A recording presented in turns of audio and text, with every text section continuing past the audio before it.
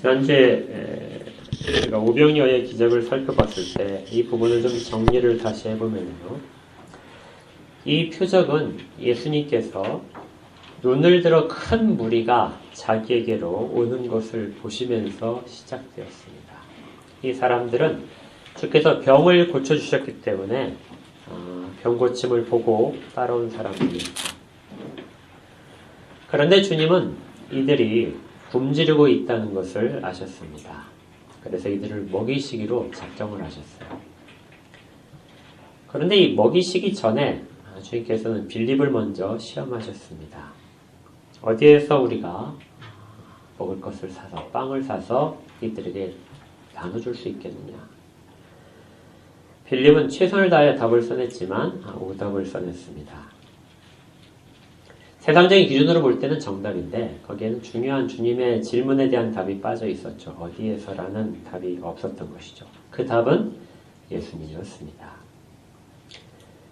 예수님의 제자로서의 답은 점수를 매길 수 없었던 것이죠. 안드레는 이것보다 조금 더 나은 답을 한 것 같습니다. 그는 한 아이를 데려왔어요. 그리고 이 아이가 먹을 것을 가지고 있습니다. 빵 5개와 물고기 2마리가 있습니다. 어디서라는 말에 대한 답은 그래도 적어냈는데, 그러나 역시 마찬가지로 이것이 과연 사람들을 먹이는데 무슨 도움이 되겠습니까?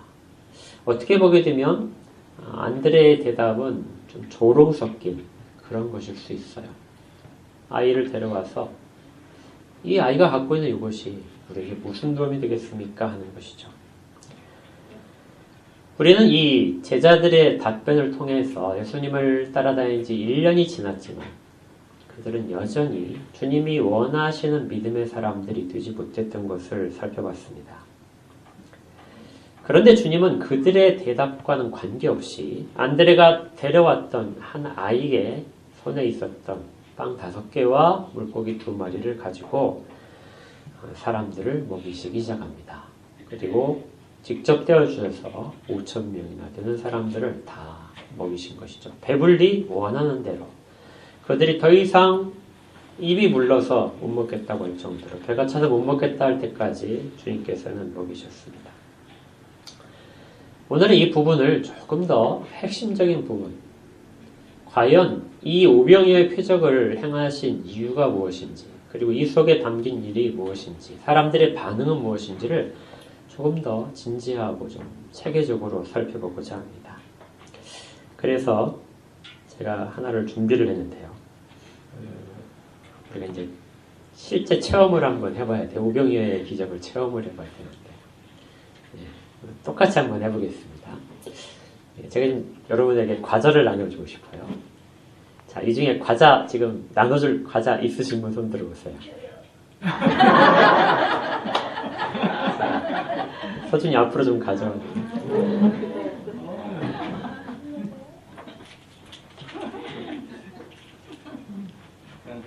자, 제가 이제 받았습니다. 그리고 여기서 여러분이 상상하셔야 돼요.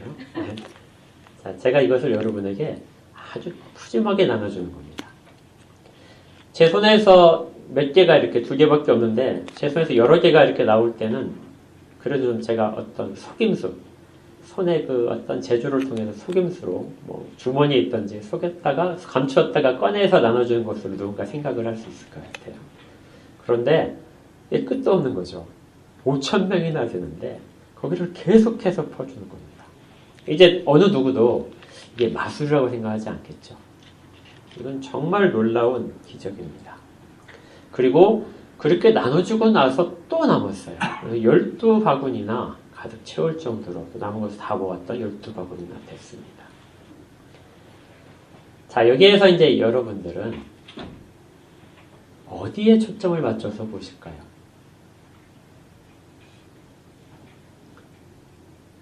제가 그렇게 했어요.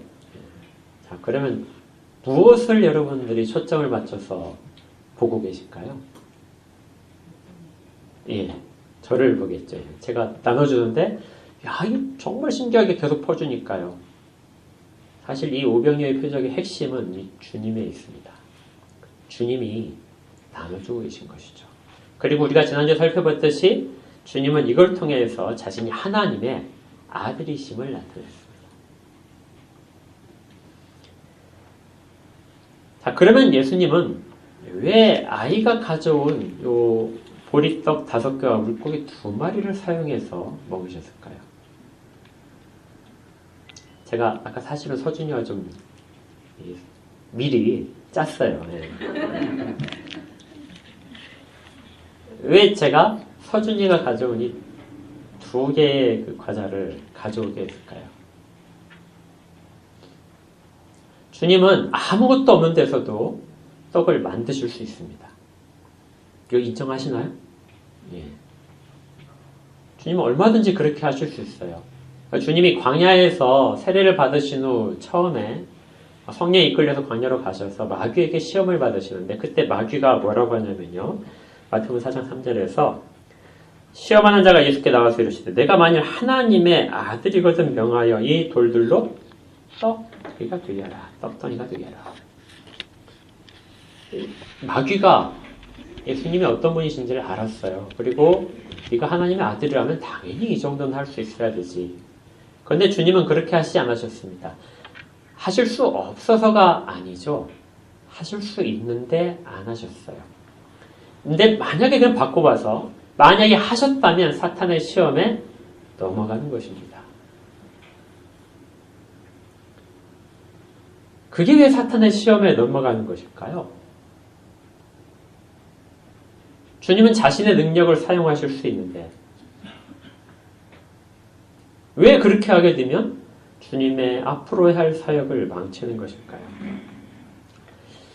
이 광야에서 받으신 이 시험들은 사실은 인간의 어떤 본성적인 부분을 모두 다 품고 있습니다. 40일 동안 줄이셨기 때문에 인성의 가장 극심한 갈급함, 어떤 본능적인 갈급함이 제일 극대로 된 그런 상황이죠. 그래서 먹을 거에 대한 욕망, 그리고 안전에 대한 욕망, 죽음을 두려워하고 안전의 욕망, 그리고 탐욕, 명예를 높이고, 그리고 어떤 권세를 가지는 것에 대한 탐욕, 이 모든 것들이 가장 극심하게 드러날 수 있는 상태까지 주님은 시험 속에서 계셨습니다. 이 중에서 이 첫 번째 유혹인 돌들을 명하여 떡덩어리가 되게 하라. 이것은 사실 오병이어의 표적과 관계가 있습니다. 주님이 5,000명을 이렇게 떡을 나눠주실 때요. 저는 그 장면에서 무엇을 봤냐면은 옆에서 주님 옆에서 사탄이 지금 속삭이고 있는 그런 것을 생각이 확 들더라고요. 사탄이 주님에게 돌들을 명해서 떡이 되게 하십시오. 그래서 나눠주십시오. 얼마든지 그렇게 하실 수 있는 분인데 그렇게 하십시오. 하고 이야기를 주님 옆에서 계속 하고 있다는 느낌을 받았어요. 그런데 주님은 그렇게 하지 않으십니다. 아이 손에 있었던 떡 5개, 그리고 물고기 2마리를 사용하셔서 주님은 사람들을 먹이시죠. 왜 그렇게 하셨을까요?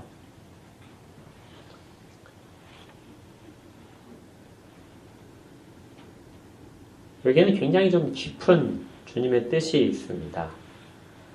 주님은 앞에서 양식에 대해서 말씀을 하셨어요. 여기 요한복음에서는 예수님의 광야에서 시험받은 사건에 대해서는 기록을 하지 않습니다. 다른 복음서에는 기록이 되어 있지만 요한복음은 없어요. 그런데 대신에 이 부분에서 오병이어의 기적을 베푸실 때, 그리고 다른 부분에서 그 기적들에 대한 사탄의 시험에 대한 그 목소리를 조금씩 담아내고 있어요. 주님은 분명히 요한복음에서는 자신이 어떤 것을 양식으로 삼는지를 분명하게 말씀하셨습니다. 우리 살펴봤었죠. 요한복음 4장에서 나왔었죠. 4장 43절에서 예수께서 이르시되 나의 양식은 나를 보내신 이의 뜻을 행하며 그의 일을 온전히 이루는 이것이니라. 주님에게 필요한, 주님이 지금 하는 양식은 주님의 줄인 육신의 배를 채우는 것이 아니라 하나님의 뜻을 행하는 것이라는 겁니다. 그런데 하나님의 뜻을 행하실 때 어떻게 하시냐면요. 주님은 홀로 하지 않으십니다. 주님은 늘 사람과 같이 하세요. 계속해서 36절에부터 이렇게 돼 있어요. 거두는 자가 이미 삭도 받고 영생에 이르는 열매를 보고 나니 이는 뿌리는 자와 거두는 자가 함께 즐거워하게 하려 하니라. 그런즉 한 사람이 심고 다른 사람이 거둔다는 말이 옳도다. 추수할 때가 되었다고 주님이 말씀하시고 나서 그곳에서 거두는 자와 뿌리는 자가 있다고 말씀하십니다. 한 사람은 거두고 한 사람은 뿌린다. 주님은 혼자 이 땅 가운데 본인의 사역을 하시고 있지 않은 거죠. 물론 십자가에 있어서만큼은 주님 어떤 누구도 주님의 십자가 가운데 도와드릴 수가 없습니다. 그런데 주님은 십자가를 위한 모든 일에서 사람과 같이 하기를 원하세요. 그래서 마귀가 예수님을 시험할 때의 첫 번째, 이 돌들에게 명하여 떡이 되게 하서 그걸 먹으라고 하는 그것은 사실은 사람의 어떤 참여도 제외시키라는 말과 같습니다. 주님 그냥 혼자 하십시오. 주님은 혼자 하셔도 돼요. 그런데 왜 자꾸 내가 지금 잡고 있는 이 사람들을 빼가서 하려고 하십니까? 그런데 주님은 그것을 그 사람들에 통해서 그 사람들을 데려와서 그 사람들을 가르쳐서 그렇게 하시기를 정말 즐거워하십니다. 그래서 거두는 자가 있고 뿌리는 자가 있고 그리고 물을 주는 자가 있고 심는 자가 있고 이 모든 것들을 주님은 사람들을 통해서 하시는 것이죠.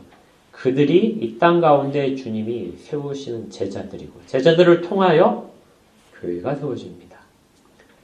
주님은 십자가를 지고 대속하시기 위하여 이 땅 가운데 오셨지만 동일하게 십자가의 그 전의 모든 단계들은 주님은 사람들을 세우기 위해서 일을 하시고 계셨어요. 그것이 하나님의 일을 행하는 것이었던 거죠. 교회는 사람으로 이루어집니다. 그리고 주님은 그 사람을 사용해서 죄를 하는 거죠. 그런데 지금 이 아이가 주님 앞에 가져본 것은 아주 작은 부분. 그 아이 자체는 아무런 도움이 못 됩니다. 그리고 그것이 무슨 소용이 있겠습니까? 하고 안드레가 말한 것처럼 정말 아무 소용이 안 돼요. 그런데 주님은 그것을 보잘것없다고 제껴놓지 않으시고 오히려 자기의 영광을 드러내기 위하여 돌덩어리를 들어서 떡으로 만들지 않으셨습니다. 그걸 손에 잡으셨어요. 떡덩어리 5개가 다 필요하지 않았을 겁니다. 떡덩어리 하나만이도 되겠죠. 그리고 그것을 손에 들고 축사하시고 사람들에게 떼어주셨습니다. 이건 주님으로 보게 되면 매우 불편한 상황일 수 있어요. 어떻게 보면 사람들은 이제 오해할 수 있습니다. 여러분들이 오병이어 기적에서 이 한 아이에 초점을 맞추면 많이 그런 설교들을 들으셨을 거예요. 한 아이가 가진 것들을 기꺼이 다 주 앞에 드렸더니 주께서 그것을 정말 다 기쁘게 사용하셨다. 그래서 마치 한 아이가 드린 이 물질이 엄청난 기여를 하는 것처럼 그렇게 생각될 여지가 있습니다. 주님이 그걸 모르셨을까요?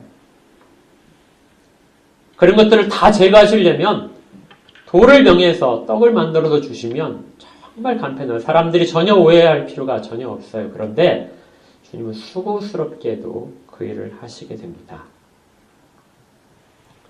이건 주님께서 일하시는 방식이에요. 사람들에게 그 아이가 갖고 있는 그것도 제가 아까 서준이에게 사실 이걸 2개를 어떻게 했다고 미리 제가 주었습니다. 우리가 가진 모든 것들은 주께서 주신 것이에요. 그 중에 아주 작은 부분이에요. 작은 부분을 주께서 쓰시는 겁니다. 그리고 그걸 가지고 모든 사람들에게 유익을 주세요. 배부르게 하고 원하는 것이 다 만족되도록 하십니다. 그 도중에 어떤 사람들은 오해도 할 수 있을 거예요. 주님이 그런 능력이 별로 없으셔서 없는 것들을 만드시는 능력은 지금 사용하시지 않는구나. 그렇게 오해도 할 수 있고요. 또 어떤 사람들은 주님은 있는 것으로부터 있는 것을 하실 수만 있는 거구나. 아니면 우리가 많이 드리면은 정말 주님은 조금 더 그 많은 사람들을 더 풍족하게 먹이실 수 있구나. 이런 식의 오해도 생길 수가 있어요. 그런데 주님은 정말 적은 걸 가지고 하십니다. 여기 보리떡 5개와 물고기 2마리는 아이가 가지고 있는 도시락이에요. 아이는 조금 있다가 혼자 먹을 도시락을 싸왔는데 그 도시락에 있는 작은 양입니다. 아이가 먹으면 얼마나 먹겠어요? 그걸 가지고 주님은 5,000명을 먹이시는 것이죠. 주님은 정말 사람들에게 있는 적은 것을 그걸 사용하셔서 주의 큰 일을 행하십니다. 그리고 그걸 통하여 자신이 하나님이심을 드러내실 거예요. 우리에게 가진 것도 마찬가지로 우리가 정말 작은 것을 가지고 있어요. 우리의 물질이 작을 수도 있고 우리의 재주가 작을 수도 있습니다. 저는 아무 재주도 없는데 다른 사람을 섬길 재주가 없습니다. 그런데요. 그걸 주님이 사용하신다니까요. 그것이 주의 손에 붙들리면 많은 사람들을 유익하게 만들 수 있습니다.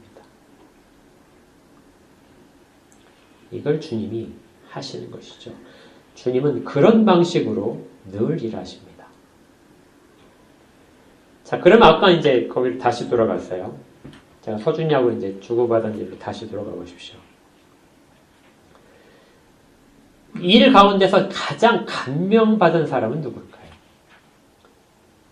모든 초점은 예수님에 맞춰져 있었어요. 자, 그러면 여러분들 5,000명이나 돼요.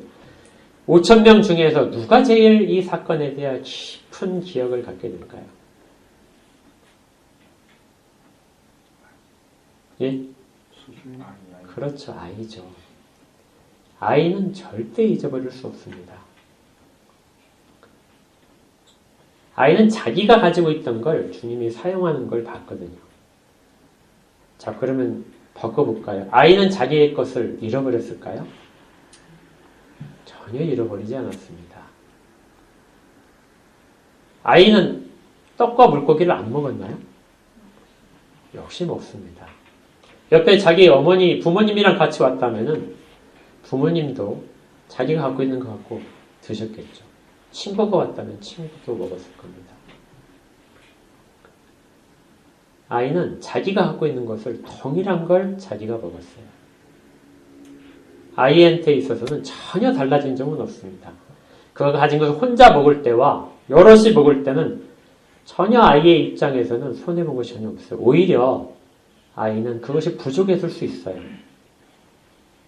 그런데 그거 배부리 먹고 원하는 대로 먹게 됩니다. 그리고 자기가 가졌던 걸 가지고 주의 손에 붙들리자 많은 사람들이 다 만족해하는 것을 보게 되는 것이죠. 이것이 이 지금 산 위에 올라가 앉으신 예수님께 나온 사람들이 경험해야 될 일들입니다. 우리도 마찬가지고요. 우리도 주 앞에 많은 큰 무리가 모여들지만 우리가 가진 조그마한 것들을 사용하셔서 주님은 절대 우리를 손해보게 하지 않으십니다. 여러분들이 다른 사람을 섬기면은 여러분들의 재주가 사라지나요?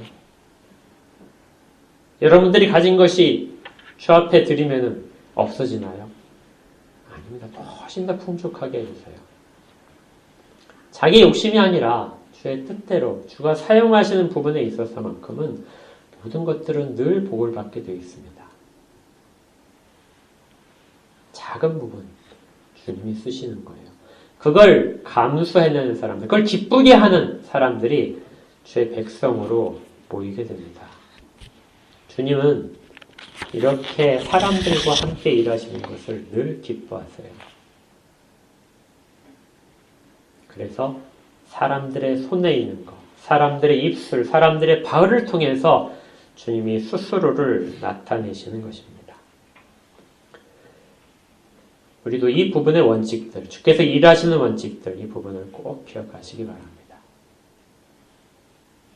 우리 인생에서 하찮게 생각한 것들, 정말 아무것도 아니라는 것이 주의 손에 붙들리면 큰 일을 해내게 됩니다.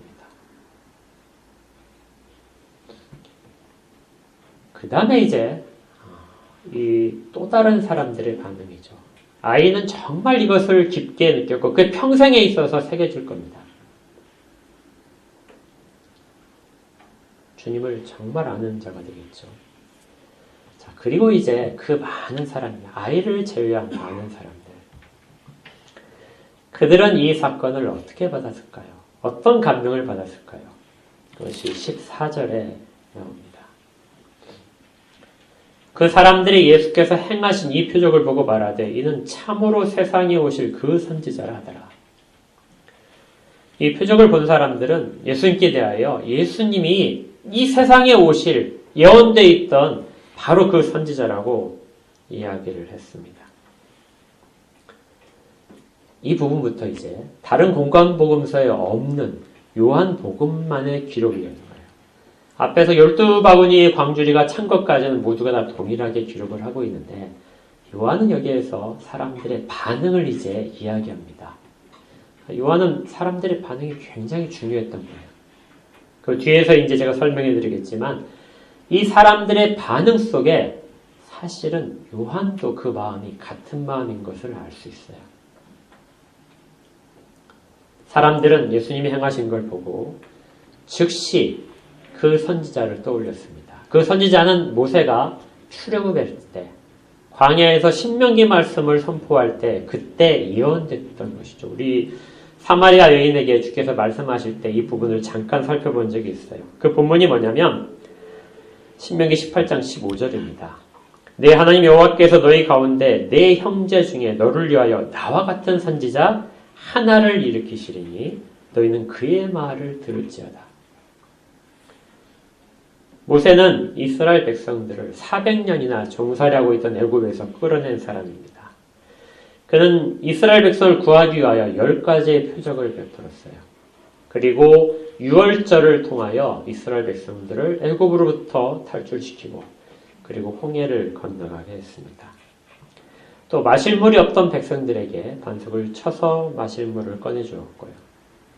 그리고 먹을 것이 없다고 불평하는 자들에게 만나를 먹게 했습니다. 그리고 고기를 먹고 싶다는 자들에게는 메추라기를 주었어요. 자신들의 뒤를 계속해서 공격하던 아말렉을 모세가 지휘해서 물리치게 하기도 했습니다. 그리고 십계명을 받아서 이스라엘 백성들에게 전해주었죠. 이 모든 것들을 하면서 모세가 이제 다시 이야기하기를 그런데 앞으로 장차 나와 같은 선지자 하나가 주께로부터 세워질 것이다. 너희는 그의 말을 들으라고 신명기에서 유언을 남긴 것이죠. 이 모세의 유언을 사람들은 아주 쉽게 기다렸습니다. 나중에 여러 선지자들이 등장했어요. 그런데 그들은 스스로를 그 선지자라고 이야기하지 않았습니다. 그러면서 앞으로 오실 다른 존재를 계속해서 선포해요. 그것이 메시아 그리스도입니다. 그래서 유대인들은 모세가 말했던 그 선지자가 선지자들이 말했던 바로 그 메시아라는 것을 어렵지 않게 이해할 수 있었습니다. 그래서 앞에 4장에서 저희가 사마리아 여인이 고백했던 말들을 따져보게 되면 이것이 아주 그 당시에 정확하게 나와 있다는 걸 볼 수 있어요. 사마리아 여인이 예수님을 만나고 나서 무엇이라고 했냐면 당신은 선지자입니다. 하고 이야기를 하고요. 그 다음에 마을로 돌아가서는 보라, 이 사람이 그리스도가 아니냐. 그래서 선지자라는 말과 자기가 그 선지자를 만났다는 것과 내가 그리스도를 만났다는 것을 동시에 사용을 하고 있는 것이죠. 출애굽 장면에서 출애굽을 떠올린 사람들이 이 장면에서 예수님을 그 선지자라고 이야기하면서 이 모든 광야를 지났던 모든 이스라엘 백성들의 역사를 떠올렸다는 것은 매우 놀라운 일입니다. 어떻게 보게 되면 우리보다도 성경에 대해서 훨씬 박식해요. 그리고 통찰력도 뛰어납니다. 여러분들 그 당시로 가서 여러분들이 그 5,000명 가운데 있었다고 생각을 해보십시오. 그때 우리는 뭐 하고 있었을까요? 배불리 먹었어요. 그러면 거기서 여러분들 그 다음에 뭘 하시겠습니까? 아, 배부르다. 그렇게 하고 그 다음에 아무것도 안 하고 있을 가능성이 굉장히 커요. 그런데 이 사람들은 예수님을 그 선지자라고 이야기한 겁니다. 우리가 기다려온 선지자, 우리가 기다려온 메시아가 지금 우리 가운데 있다 하는 거죠. 이건 우리도 넘볼 수 없는 굉장한 지식입니다. 그리고 그것들을 알게 하신 것은 정말 하나님이 깨닫게 하신 것이죠. 여기까지는 그들의 고백은 정말 소중한 것입니다. 우리도 좀 이런 부분들을 알고 있어야 돼요. 적어도 우리는 성경에서 말씀하신 예수 그리스도가 누구신지를 대해서 더 잘 알고 있는 사람들 아닙니까? 그러면 주께서 말씀하신 것들에 대한 깨닫는 것들이 훨씬 더 통찰력 있게 깨달아져야 됩니다. 그런데 그 다음에 이제 조금 부정적인 것들이 일어나기 시작했어요. 예수가 바로 그 선지자 하는 말들이 막 사람들 가운데 퍼지고 있다가 갑자기 이제 거기에 어떤 말들이 섞이게 됩니다. 예수를 임금으로 하자. 예수를 임금으로. 여러분들 정치 보고 많이 들어보시잖아요. 선거 때가 되면 뭐 좀 하잖아요. 뭐 누구를 국회로 어디 청와대로 이렇게 막 하는 거. 실제 이것이 이제 사람들 가운데서 퍼지기 시작한 거죠. 15절을 보게 되면 이렇게 기록되어 있습니다. 그러므로 예수께서 그들이 와서 자기를 억지로 붙들어 임금으로 삼으려는 줄 아시고 다시 혼자 산으로 떠나가셨다. 이 예수를 임금으로 하는 이 말은 이 요한이 이 오병이어의 표적에서 가장 강조하고 싶은 가운데 하나입니다. 사람들의 반응은 예수를 임금으로 삼으려고 했어요. 이 당시의 유대인들은 오실 메시아를 임금으로 기다리고 있었습니다. 이건 그들이 매우 절박한 상황 가운데서 메시아를 기다리고 있었던 것 때문이에요. 이 당시를 보게 되면 그들은 이방인들의 압제 속에서 계속해서 살고 있었습니다. 예수님이 지금 이 순간이 되게 한 100년 전쯤에 그때 이제 헤롯이 왕이 됐죠. 그런데 헤롯은 여러분이 아시지? 에돔 사람입니다. 이두메. 그래서 그는 이방인이에요. 이방인인데 로마 황제의 인준을 받아서 넓은 지역을 다 통치를 하게 됩니다. 그리고 그가 죽고 나서 로마에서 이 땅을 많이 여러 부분으로 조각으로 나누게 돼요. 그래서 결과적으로 지금 예수님께서 이 사역을 하고 계실 동안에는 유대와 예루살렘을 지어는 유대 지방은 모두가 다 로마 총독이 직접 다스리던 때입니다. 이제 오후 시간에 나오는 본디오 빌라도죠. 그리고 이 갈릴리 지방은 헤롯의 아들이었던 헤롯 안티파스라는 인물이 왕으로 세워져서 조그만 이제 왕국이 되겠죠. 그 왕으로서 다스리는 부분이에요. 그래서 옛날 왕국을 쪼개갖고 작은 왕을 세웠다. 여러 왕을 세웠다고 해서 우리가 누가복음 3장에서 분봉왕이다. 쪼개서 세운 왕이다. 이렇게 이야기합니다. 근데 그도 역시 마찬가지로 이방인이죠. 그러니까 결과적으로 로마의 속국이 된 이후로 그리고 헤롯 가문의 지배를 받는 이후로 100년이 지난 거예요. 유대인들은 계속해서 그들에게 세금을 바쳐야 되고 강제 노동을 해야 됐습니다. 그런 상황 속에서 그들은 언제나 독립을 기다리고 있었겠죠. 마치 우리나라가 일본의 지배를 받던 시대에 사람들이 독립운동을 하던 것과 비슷한 상황이 그들 가운데 계속해서 일어나고 있었습니다. 예수님의 제자 가운데서도 이런 부분들이 있었어요. 그들 가운데 열심낭원이 있었습니다. 그리고 나중에 마가복음에 보게 되면 요한이 그리고 자기의 형제인 야고보와 같이 예수님을 찾아가서 이렇게 당부했던 걸 들으셨을 거예요. 선생님이여 무엇이든지 우리가 구하는 바를 우리에게 하여 주시기를 원하나이다. 선생님 우리가 이야기를 하는 거 꼭 들어주셔야 돼요. 거절하면 안 돼. 이렇게 얘기를 시작하는 거예요. 그게 뭐냐면 37절에 주의 영광 중에서 우리를 하나는 주의 우편에, 하나는 좌편에 앉게 하여 주옵소서. 그러니까 주의 보좌, 오른쪽과 왼쪽에 우리가 앉기를 원합니다.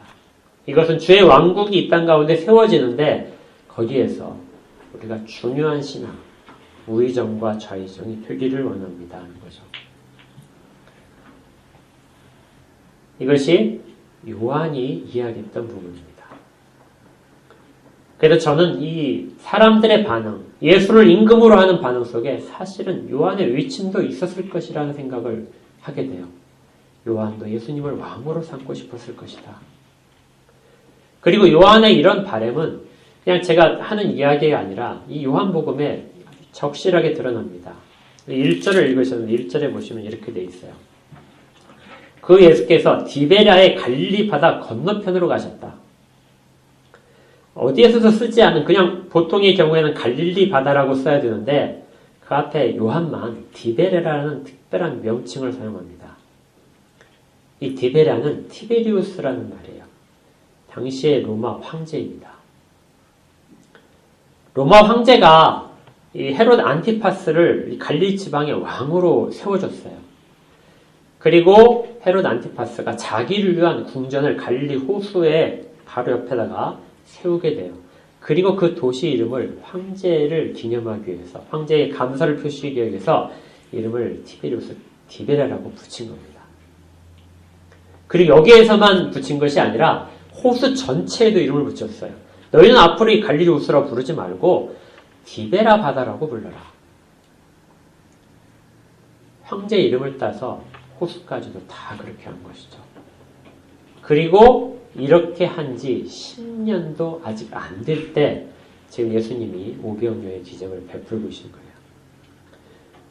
그러니까 이방인들이 다스리는 것, 자기들 마음대로 조상의 지명까지도 바꾸면서 그 부정한 자들이 계속해서 세운 도시 옆에서 특히 마침 6월절이 되었을 때 많은 사람들이 모였습니다.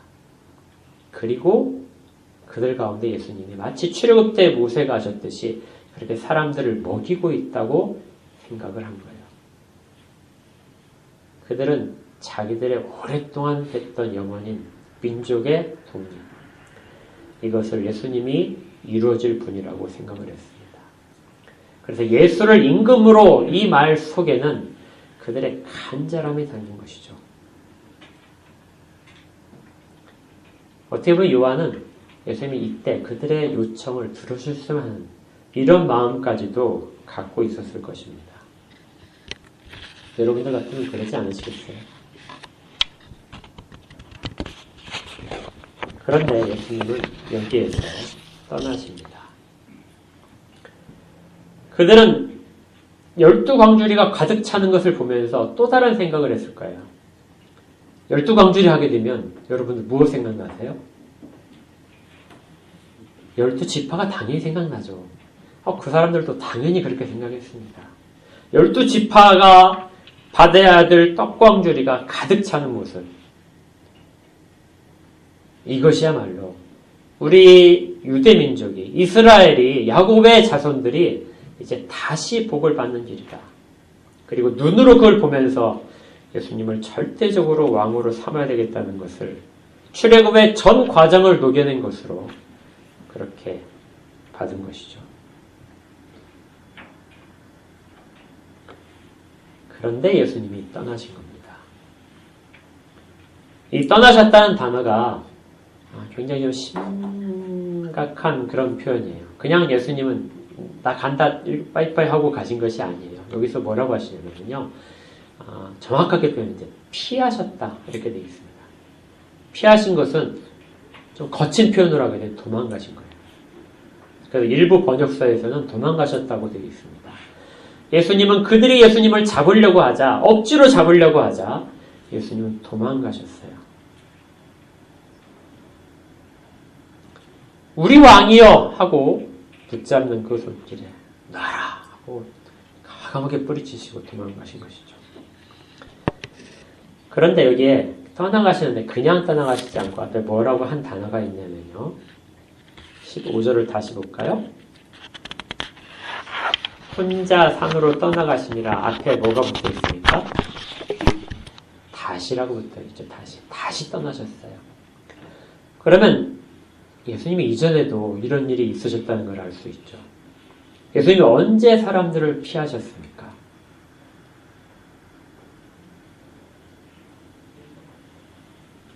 적어도 두 군데에서는 그걸 알 수 있어요. 하나는 요한복음 2장에 나오는 것이죠.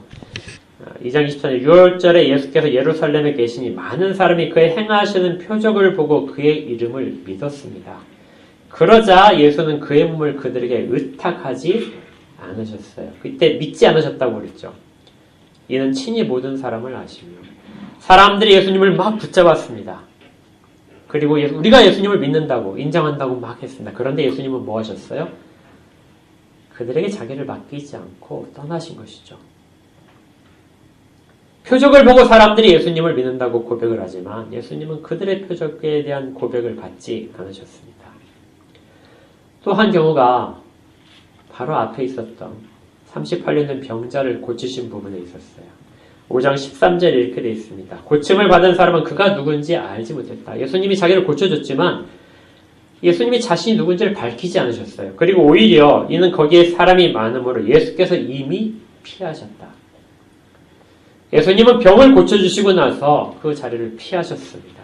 사람들의 표적을 보고 일어난 반응들을 예수님은 의도적으로 피하고 계세요. 자기가 하나님이심을 나타내셨는데 그 하나님이심을 나타낸 그 표적을 보고 사람들이 예수님을 쫓아오는 것들을 해서 예수님은 피하고 계신 것이죠.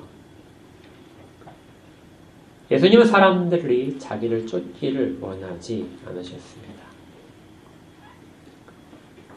아까 제가 그 서준이로부터 과자를 이제 받았잖아요. 그래서 여러분들을 막 다 먹였어요. 그리고 서준이에게는 이거 2개였지만 훨씬 더 이제 많이 간 거죠. 이거 배부리 먹을 수도 주었습니다.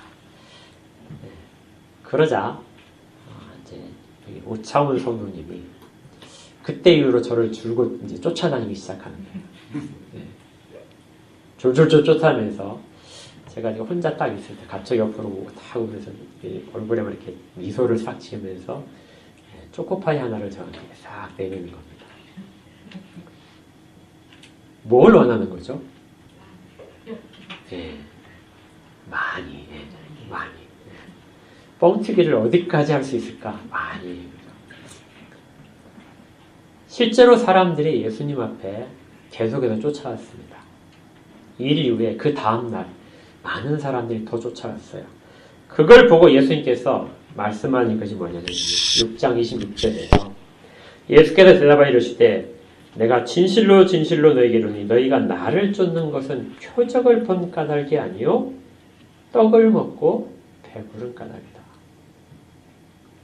예수님은 무엇을 보여주고 싶었죠? 예수님이 하나님이신 거예요. 하나님의 아들이심을 보여주시기 위해서 표적을 행하는데 사람들은 병고침을 받기 위하여 예수님을 쫓아오고 배가 부르기 위하여 예수님을 쫓아오는 겁니다. 저는 근데 여기서 이 배부른다는 이야기가 그냥 단순히 육신의 배를 채우는 것이 아니라고 생각을 해요. 왜냐하면 이 사람들이 예수님을 임금으로 세우려고 했던 것은 그들이 그동안에 가졌던 민족에 대한 생각, 하나님의 백성으로서 하나님이 왕이 되는 그 나라, 그 나라에 대한 열망이 엄청나게 컸었던 것이죠. 그걸 실현시킬 분이 지금 예수님이라고 고백을 하고 있는 겁니다. 민족적인 부분들, 사회 정의적인 부분들, 이런 부분들을 예수님이 다 채울 수 있다고 생각을 하는 거죠. 그냥 단순히 그 어떤 그 말초적인 그 탐욕, 그런 것들이 아니라 좀 더 고상하게 포장된 민족, 그 다음에 박애, 정의, 이런 것들을 다 예수님이 이루어줄 거라고 하면서 쫓아다니는 거예요. 그런데 여기에서 요한은 아주 심각한 표현을 씁니다. 15절을 다시 보면요. 예수께 그들이 와서 하는 것이 무엇이냐면 자기를 억지로 붙들어 임금으로 삼으려 했다. 예수님이 왕이시죠. 그런데 이들은 자기들이 바라는 이상, 자기들이 바라는 어떤 목적들, 그것들을 달성하기 위하여 예수님을 붙잡고 있는 겁니다. 그리고 왕으로 삼으려고 했어요. 여기 삼으려고 한다는 이 말이 원어를 보게 되면 만들다는 뜻이기도 하고 창조한다는 뜻이에요. 우상을 만들 때 사용하는 그 단어입니다. 예수님을 그들이 예수님을 붙잡아서 임금으로 세우는데 마치 우상을 세워놓고 그 우상에게 무엇인가를 구하면 우상이 주는 것으로 생각하는 그렇게 만들려는 것이 이 사람들이 원했던 예수님의 임금됨이었던 것이죠. 이 사람들은 예수님께 나오지만 예수님의 뜻을 따르기 위하여 나오는 것이 아닙니다. 이 사람들은 자기의 욕구를 만족시켜 줄 만한 그리고 그것을 만족시켜도 충분히 능력이 입증된 예수님을 우상으로 세워서 자기들의 왕으로 세워서 마치 출애굽한 백성들이 산 아래에서 우상을 만들고 송아지를 만들고 그 송아지를 앞세워서 우리 애굽으로 돌아가자 이렇게 말을 하던 것처럼 그렇게 그들의 민족을 다시 회복시키기를 원하는 거죠. 주님은 그 자리에 우상의 자리에 내가 서지 않겠다는 것입니다. 주님은 떠나가시게 됩니다. 주님이 원하셨던 진짜 이 오병이의 기적을 통해서 원하셨던 진짜 내용이 있었어요. 그것이 뭐냐면 선지자가 했던 말씀을 이루시는 것입니다. 단순히 구약에 있어서 그 이전에 있었던 많은 일들을 다시 반복해서 사람들에게 예수가 이전에 있던 그 선지자와 모세와 같은 선지자라는 것을 입증해 주실 뿐만이 아니라 새 일을 행하시는 분, 정말 이전과는 비교가 되지 않는 일들을 하는 분으로서 예수님을 사람들이 알기를 원하셨어요. 이사야 선지자가 이렇게 예언을 했습니다. 이사야 55장 1절, 우리가 아주 잘 아는 구절입니다. 오라 너희 모든 목마른 자들아 물로 나오라. 돈 없는 자도 오라. 오라 너희는 와서 사 먹되 돈 없이 값 없이 와서 포도주와 젖을 사라. 목마른 자는 내게로 와서 물을 다 사 먹어라. 배고픈 자는 내게로 와서 내게 있는 것들을 포도주와 젖을 사서 먹어라. 그런데 어떻게 해요? 값 없이 먹어라. 그런데 주인께서 이 질문을 하셨던 거예요. 빌립에게 하신 질문을 다시 볼까요? 6장 5절입니다. 우리 같이 읽어볼까요? 6장 5절 시작. 예수께서 눈을 들어 큰 무리가 자기에게로 오는 것을 보시고 빌립에게 이르시되 우리가 어디서 떡을 사서 이 사람들을 먹이겠느냐. 어디에서 떡을 사야 되느냐? 이사야 선지자는 뭐라고 대답했죠? 주님께 와서, 그리스도께 와서 떡을 사라. 그런데 어떻게 사요? 값없이요. 값없이 사서. 주님은 지금 사람들에게 값없이 떡을 나눠주고 계시는 것이죠. 그리고 이 장면은 이사야의 또 다른 예언에 대한 것이 담겨 있습니다. 주님은 단순히 그냥 사람들을 배부르게 하는 것이 아니에요. 이사야 25장 6절부터 이렇게 되어 있습니다. 제가 읽을게요. 만군의 여호와께서 이 산에서 만민을 위하여 기름진 것과 오래 저장하였던 포도주로 연회를 베푸시리니 곧 골수가 가득 찬 기름진 것과 오래 저장하였던 맑은 포도주로 하실 것이다. 주님이 산에 계시면서, 여호와가 산에 계시면서 많은 백성들이 그 산으로 오는 것을 보시는 겁니다. 그런데 그 산에 뭐가 준비가 되어 있냐면 주께서 잔치에 사용될 기름진 것과 오래된 포도주, 최상의 포도주들을 준비하고 기다리고 계신 거예요. 또 이 산에서 모든 민족의 얼굴을 가린 가리개와 열방에 덮긴 덮개를 제하시며, 이 산에서 주께서 하시려는 것들은 사람들을 가로막고 있는 모든 덮개를 제거하시기를 그 산에서 하시는 거예요. 이 잔치를 통해서 베풀고 싶으신 것입니다. 사망을 영원히 멸하실 것이다. 주 여호와께서 모든 얼굴에서 눈물을 씻기시며 자기 백성의 수치를 온 천하에서 제하시리라. 여호와께서 이같이 말씀하셨느니라. 그날에 말하기를, 이제 사람들이 말을 할 거예요. 이는 우리의 하나님이시라. 우리가 그를 기다렸으니 그가 우리를 구원하시리라. 이는 여호와라. 우리가 그를 기다렸으니 우리는 그의 구원을 기뻐하며 즐거워하리라. 주님은 지금 예언자들이 했던 그 여호와가 베푸는 잔치를 지금 베풀고 계신 겁니다.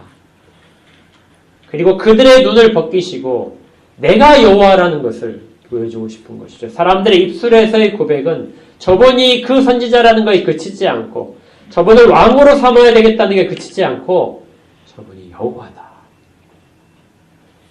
이 고백을 하기를 주님은 원하셨던 거죠.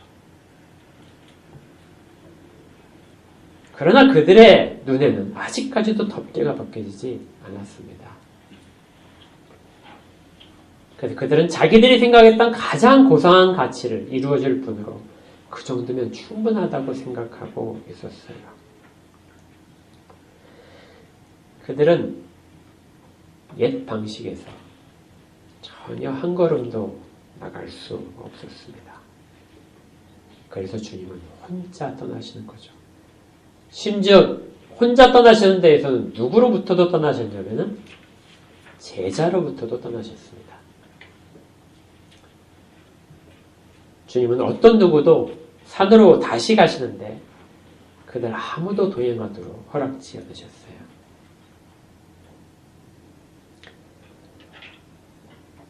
여기에서 우리가 12방구리에 담긴 그 모든 것들을 다시 보게 됩니다.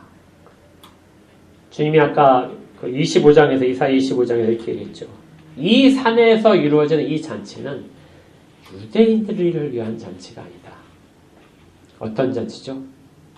만인을 위한 잔치입니다.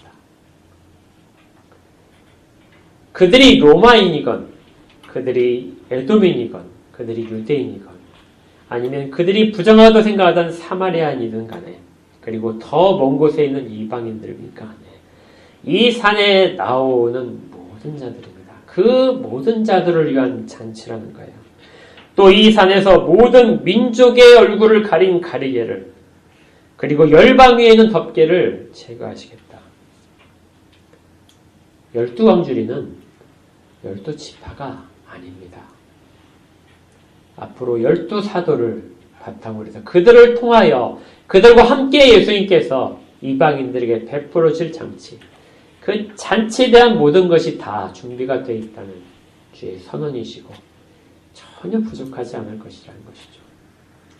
그들을 내가 먹이겠다 하는 것이고 이 먹을 양식을 사모하는 모든 자들이 내게로 오게 될 것이라는 것입니다. 칼빈은 이런 상황에 대해서 이렇게 기독교 강의에서 이야기를 하더라고요. 주님은 자신에 대한 증거가 부족하지 않은데도 자기를 알리시기 위하여 각종의 풍부한 인자하심으로 인류를 친절하게 이끄신다. 주님은 한 가지의 표정만 가지고도 주님의 하나님이심을 충분히 입증할 수 있습니다. 그런데 반복해서 하시게 되죠. 이걸 7번이나 반복하십니다. 누구를 위해서죠? 깨닫지 못하는 자들을 위해서입니다. 그것이 풍부한 인자하심이죠. 그런데도 불구하고 칼빈은 계속 이렇게 이야기해요. 인간은 자기의 길, 곧 치명적인 오류를 범하기를 그치지 않는다. 끝까지 이 오해를 벗어나지 못하고 자기의 덮개를 벗지 못하고 그래서 예수님을 마지막에 거부하는 것까지 나오게 되는 것이죠. 사람들은 사울을 왕으로 세웠을 때, 첫 왕 사울을 세울 때 그때 사람들이 가졌던 왕에 대한 이미지, 왕을 요구하는 그들의 욕심, 그들의 기준을 단 한 번도 벗어난 적이 없습니다. 이 땅에 사는 우리도 동일합니다. 우리가 이 땅에 사는 누구에겐가 우리가 원하는 것들을 이루어질 지도자로 선출을 하고 또 새로운 지도자들로 교체되기를 원망하고 그 모든 것들이 사실은 다 이 옛 틀에 있어서 전혀 한 걸음도 가지 못하는 상황인 걸 깨달아야 돼요. 주님은 그걸 원하지 않으셨어요. 주님은 이 세상의 왕이 되기를 원하지 않으셨습니다. 만약에 사람들이 지금이라도 다시 다 주님을 붙잡고 우리의 왕이 되십시오. 주님이 다스리면 정말 우리가 행복하게 살 것입니다고 말을 하면서 주님을 붙잡으면 주님이 너의 마음이 정말 가득하구나 그렇게 말씀하실까요? 주님은 떠나실 겁니다. 왜냐하면 그것이 우상이기 때문에 그렇죠. 구약에서도 이 부분들은 반복된 일들입니다. 그들이 성전을 아름답게 꾸미고 다시 재건하고 계속해서 제사를 드렸어요. 그런데 실질적으로 그 제사는 우상을 섬기는 것과 동일했습니다. 그래서 여호와의 영광이 성전을 떠나게 되죠. 성전을 파괴하게 만드십니다. 지금도 그렇습니다. 우리가 교회로 모이지만 교회에서 우리가 예배를 드리면서 주님을 우상으로 세우고 그 주님으로부터 우리가 원하는 것들을 얻어내는 방식으로 그렇게 주님을 이름을 부르고 주님을 높이고 있다면 우리는 억지로 주님을 붙들어서 우리의 임금으로 세우는 그런 사람과 전혀 다르지 않습니다. 그러면 주님은 떠나십니다. 주님이 계시지 않는다면 우리가 가진 모든 것들, 우리가 하는 모든 것들이 무슨 소용이 있을까요? 단순히 우리의 만족에 지나지 않을 겁니다. 이 오병이어의 표적은 결말이 아주 그렇게 우리 가운데 정말 뚜렷하게 기쁨이 되진 않습니다. 요한은 그걸 보여주고 싶었던 거예요. 자신도 그런 사람의 한 사람으로서 주님의 오병이어의 기적을 그런 식으로밖에 이해하지 못했던 사람으로서 아픈 마음으로 주님이 홀로 떠나셨다고 그렇게 기록을 마침표를 찍고 있는 거죠. 그런데 감사하게도 우리 다음 주에 다룰 내용은 떠나셨던 주님이 돌아오십니다. 반복되는 일이죠. 잘못된 것들로부터 주님은 피하셨다가 그들에게 다시금 긍휼을 베푸시고 인자함을 베풀기 위하여 돌아오시게 되는 거죠. 우리가 어디에 속해 있는지 한번 잘 생각해 보십시오. 빌립처럼 안드레처럼 정말 현실적인 눈으로 이 세상의 법칙 속에서 예수님을 판단하고 있지 않은지, 아니면 예수님을 억지로 붙잡아서 왕으로 삼으려고 했던 사람들처럼 정말 우리의 우상이 되기를 바라는, 그러면 얼마든지 예수님을 높여드릴 수 있다고 다짐하는, 그리고 끝까지 쫓아가서라도 예수님을 왕으로 만들고 싶은 그런 사람은 아닌지, 우린 적어도 그러진 않아야 됩니다. 하나님이 하나님이시, 우리의 모든 것들을 떠나서 그분만이 경배를 받으실 분이라는 것을, 우리가 가진 작은 것 하나도 주님이 지금 우리 받고 계신다는 것을 꼭 기억하시기 바랍니다. 주님은 그런 사람들을 사용해서 주의 교회를 세우시고 하나님 나라를 이 땅 가운데 보이는 방식으로 나타내시게 됩니다. 우리 각자가 다 그러기를 진심으로 소원합니다. 우리 교회가 그렇게 되기를 바랍니다. 기도하겠습니다.